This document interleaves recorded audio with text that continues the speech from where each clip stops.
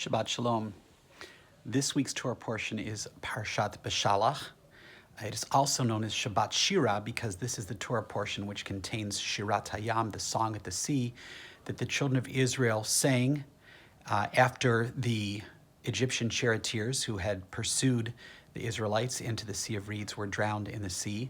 Sort of the last great miracle that was part of the actual exodus from Egypt. The portion of the Torah scroll in which it's written is very easy to find because it's written in a very special fashion, not in regular paragraphs, but rather it is sort of, if you would typeset in a way that's very apparently supposed to look like poetry or song. I remember when I was studying at the seminary being told that Shira there are many musical traditions that go along with it, but that the way that we chant it in a traditional service, that tune actually goes back very, very far and is among the most ancient music in Israel.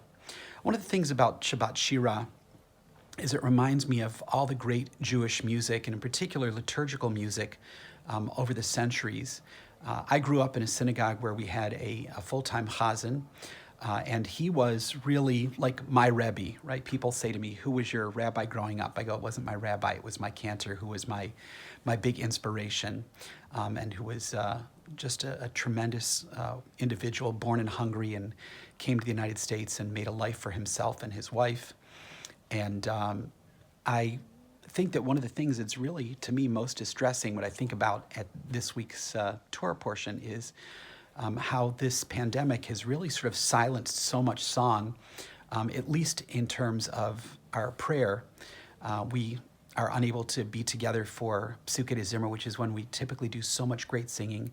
And it's really been quite disappointing. And we look forward to a time when we'll be able to sing together rather than having to figure out, how to do it on Zoom, and if that person's singing, will it echo, and how do we do it?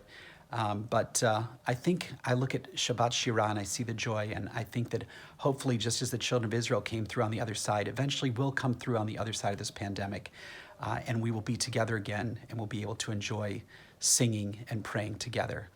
This week at Beth El the Heights Synagogue, we observe the following yahrzeits: Mary Malkin, Madeline Polevsky, Julius Kamen, Charles Auerbach, Isidore Fromson, Anna Ganuth, Beatrice Schweikart, David Mushinsky, Gail Cure-Sharp, Abraham Margolis, Howard B. Cohen, Matilda Mendelow, William Berkman, Rose Reese, Jerome Bernstein, Dora Kasdan, Edith Gelfand, Abraham Lewis Brudnick, Laszlo Lichman, Abe Liphoff, Scott Mendel, Robert Starr, Dan Shoham, Scott Mendel, Meyer Goldberg, and Helen Haskin.